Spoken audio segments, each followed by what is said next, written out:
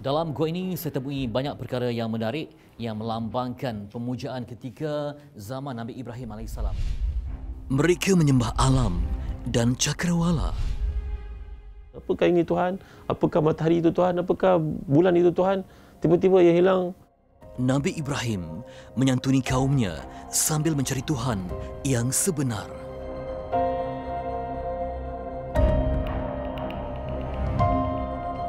Di sini bukan Nabi Ibrahim mencari Tuhan. Bukan Nabi Ibrahim seolah-olah confused dalam usahanya untuk mencari ibadah Tuhan yang benar. Tidak.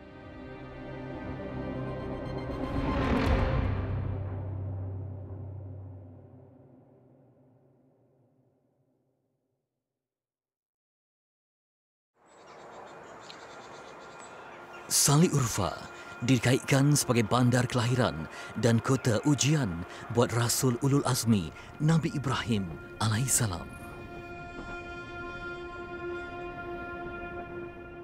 Hari ini kami menuju sebuah kota lama lebih 80 km ke timur Sali Urfa.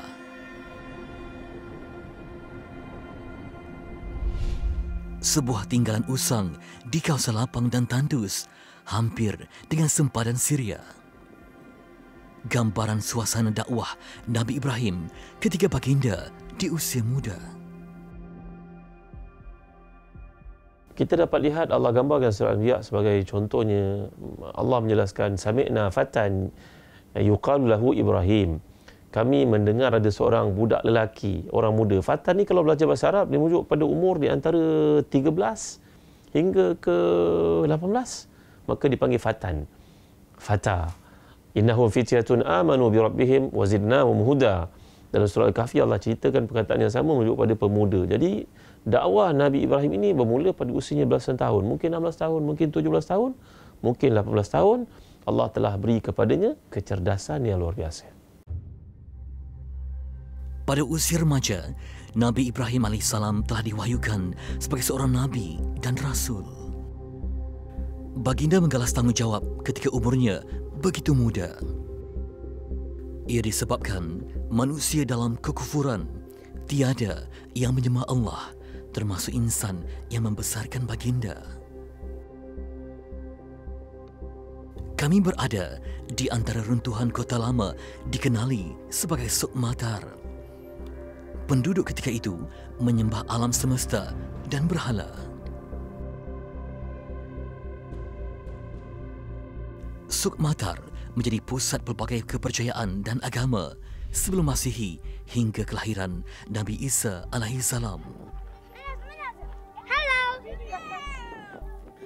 Hari ini, setelah Islam berkembang di Turki, Suk Matar menjadi sebahagian tempat tinggal penduduk keturunan Arab serta kaum Kurdi.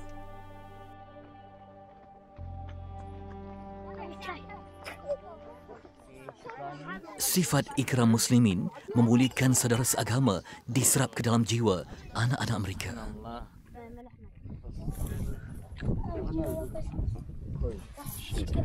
Evet. Çay. Evet, çaylar. Thank you. Masyarakat Arab ni kaya dengan sifat untuk memulihkan tetamu. Ketika kami syuting tadi pun ada yang menghantar makanan ya, seperti roti, kemudian ada susu masam ataupun laban. Yang difahamkan mereka jemput pula untuk jamu teh.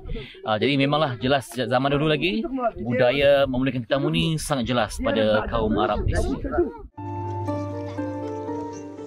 Mereka tinggal jauh, terpencil di kawasan tandus. Dunia mereka hanyalah kawasan lapang tinggalan tamadun silam. Kehadiran orang asing sememangnya menarik perhatian, namun mereka sekadar ingin tahu dan tidak mengganggu. Sedikit manisan mengubat kesunyian mereka.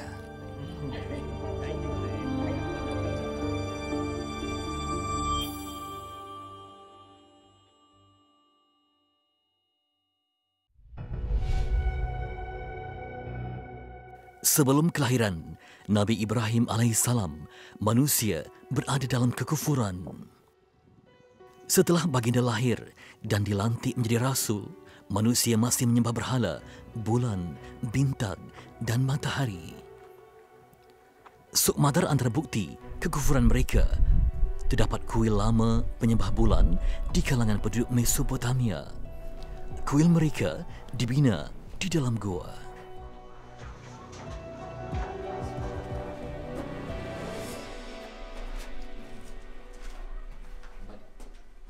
I still can see many statues Yeah. that maybe people at that time using for worshipping. This cave we call pagan cave. Before the Christianity, before the religion, they believe moon, sun, and stars. This area, paganism center actually. Menurut Salam Bakir, pengiring berbangsa Kurdi, Suk Matar adalah pusat kelompok pagan. Mereka berkumpul di dalam kuil, menyembah tuhan-tuhan berunsurkan alam dan cakrawala.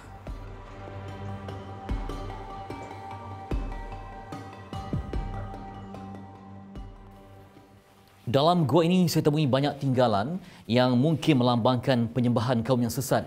Sebagai contoh, ada patung-patung yang diukir yang menjadi berhala sembahan penduduk ketika itu.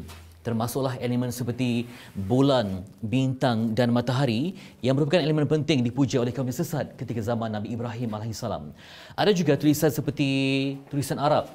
Sebagai contoh kalimah Allah di sini. Tetapi saya difahamkan tulisan Arab ini dilakukan oleh penduduk tempatan dan ianya mungkin masih baru. Selainnya ialah tinggalan-tinggalan kesan sejarah yang berusia ribuan tahun. Pakar ekologi menemukan 7 struktur di kuil Suk Matar. Ia dipercayai mewakili 5 buah planet serta bulan dan matahari yang digambarkan pada 7 struktur itu. Namun, struktur tersebut hampir tidak kelihatan akibat ditelan zaman. Umat zaman itu menggambarkan tuhan-tuhan mereka di dinding atau dipahat menjadi berhala untuk diwarisi generasi yang seterusnya. Sebahagian daripada mereka menyembah patung berhala. Sebahagian daripada mereka menyembah apa yang mereka lihat mengagumkan mereka di alam semesta seperti bintang dan juga matahari serta bulan yang sangat mengagumkan itu.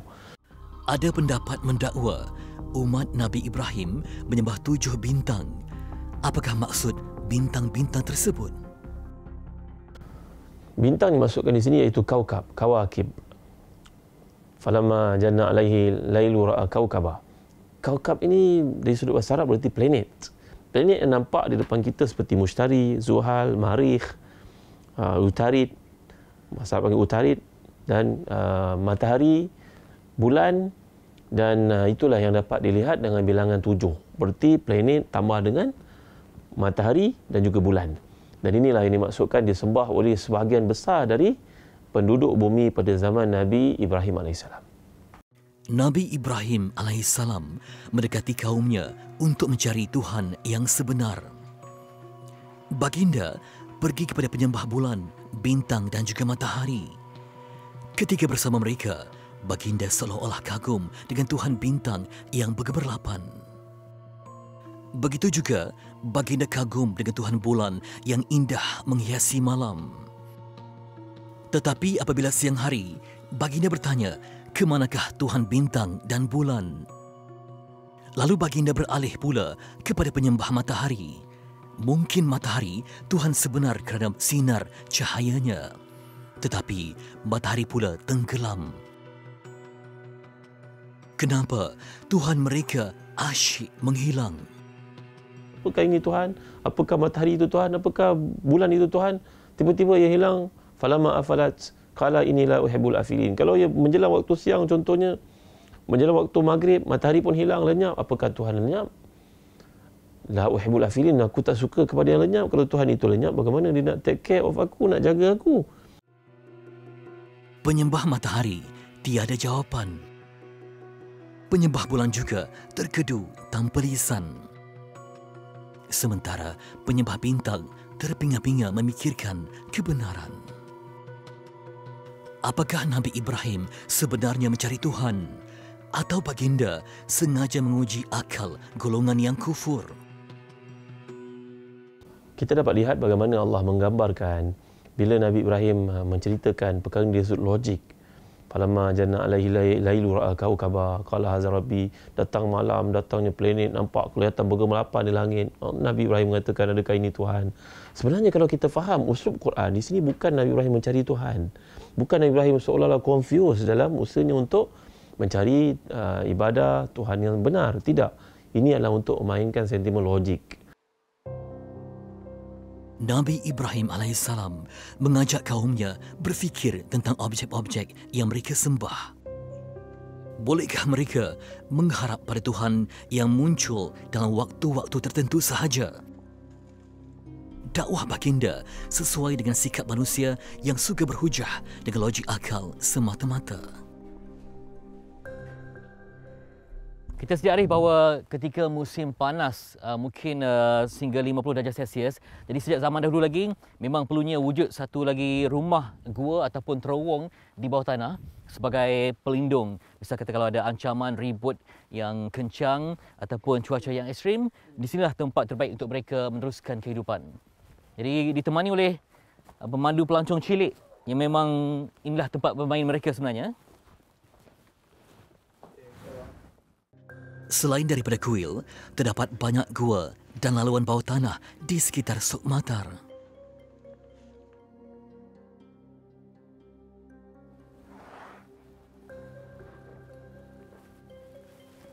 Okey, ini gambaran dalam gua ini.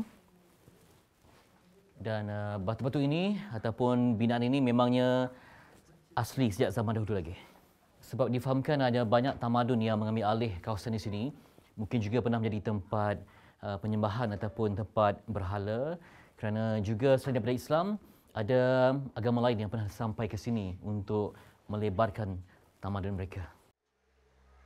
Ketika Empayar Rom menguasai lembah Mesopotamia, gua-gua di Suk Matar masih dijadikan kediaman, terutama golongan yang melarikan diri daripada kekejaman tentera Rom.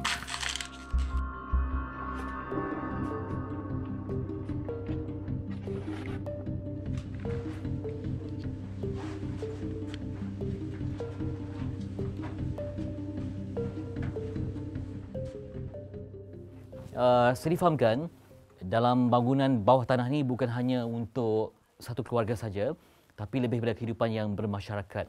Mungkin di sini ada tempat berkumpulan ramai ketika cuacanya ekstrim.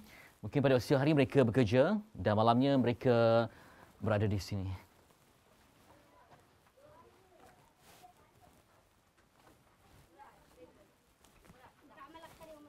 Tapi yang paling mengagumkan, ribuan tahun telah pun berlalu, tetapi strukturnya masih lagi teguh. Kalau kita perhatikan, tidak ada tiang-tiang yang menyokongnya, hanya mungkin kerana teknologi binaan yang cukup hebat yang menyebabkan dia terus bertahan sekalipun ribuan tahun berlalu di kawasan ini. Alhamdulillah nampak juga cahaya. Mereka ni laju betul ya. Saya mungkin terraba tapi dia ni laju. Penduduk mendirikan kediaman mereka di pinggir runtuhan Suk Matar.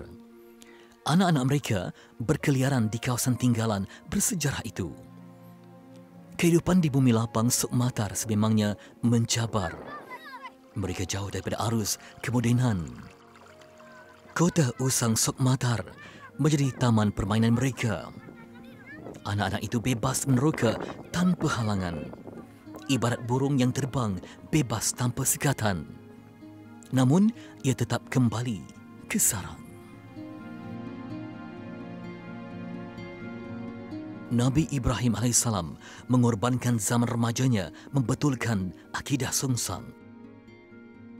Namun dakwah baginda berterusan ditentang.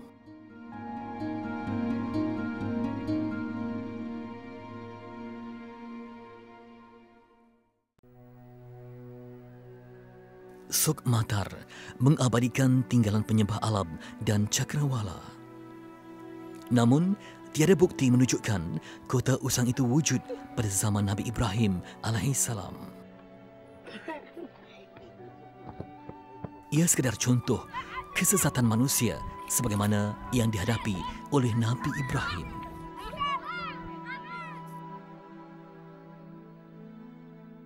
Kita sekarang ni berada di satu kampung yang berumur 5,000 tahun. Depan ni dikatakan rumah Nabi Syuaib alaihissalam. Kemudian kampung ni diberi nama Kampung Nabi Syuaib. Dan istimewanya kampung ni dulu hingga sekarang, orang sini duduk dia di dalam tanah. Sebab apa? Musim panas dia terlalu panas. Ya. Dia sampai mencecah 50 ke 60 katanya. Saya sini pernah datang dengan kru Jar Rasul dulu. Kita tengok temperature sampai 50 Celsius. Memang panas kawasan ni. Sekarang ni musim panas, musim sejuk ni pun kita dah tak pakai jaket. Really hot. Di sebalik wajah anak-anak berketurunan Arab dan kaum Kurdi di sekitar runtuhan kota Sukmatar tersimpan sejarah seorang Nabi yang mereka ketahui.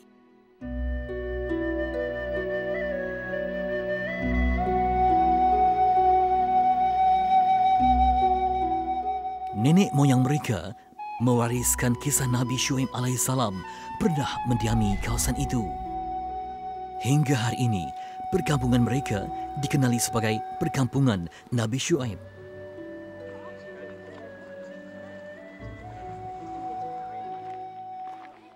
Nabi Syuaib alaihissalam seorang daripada 25 rasul yang wajib diketahui umat Islam.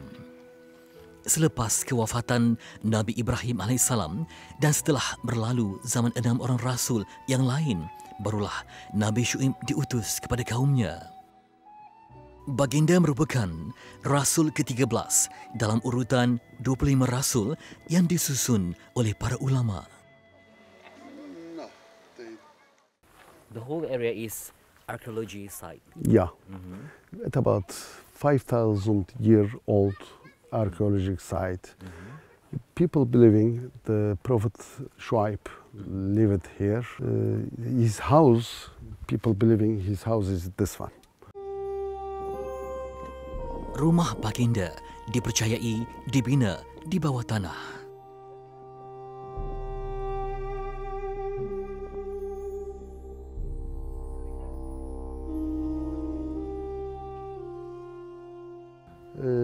Before Muslim, also Christian also was believing the Shuaib was here. For some Christian, they believe that this place is holy site. Of course. For Christian also. Sebahagian penganut Kristian dan masyarakat Islam tempatan meyakini tinggalan itu adalah rumah Nabi Syuaib alaihissalam. Ia dibina di bawah tanah berdasarkan faktor cuaca kawasan itu yang sangat panas. Okay, this house with so many revolution from dining place and then to musalla. And before, I was informed that it was a church. The people, they use it as a church. But we believe this room for, on that time, dining room. But now fully function as a musalla. People come for praying. Yeah, they're using the other room. Nabi Syuaib mempunyai kaitan sejarah dengan Nabi Musa alaihissalam. Ketika Nabi Musa melarikan diri daripada Fir'aun, Nabi Musa telah bertemu dengan anak perempuan Nabi Syuaib. Akhirnya, mereka berkahwin dan tinggal di kampung Nabi Syuaib. Terdapat riwayat berbeza di kalangan para ulama tentang kisah tersebut. Begitu juga dengan lokasi perkampungan Nabi Syuaib. Ada yang mengatakan kampung Nabi Syuaib terletak di utara Arab Saudi dan ada yang mendakwa kampung baginda di selatan negara Jordan. Sementara kami menemui sebuah lagi di timur Turki. Sebuah ruang dijadikan musolah oleh penduduk tempatan.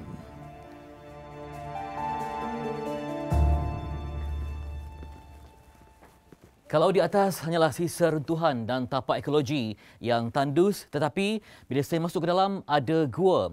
Dan gua pun bukan sebarang gua. Saya difahamkan pada hari Jumaat, kaum wanita akan datang ke gua ini untuk menghidupkan aktiviti seperti majlis ilmu dan solat zuhur berjemaah. Tiada dalil sahih mengesahkan tinggalan itu.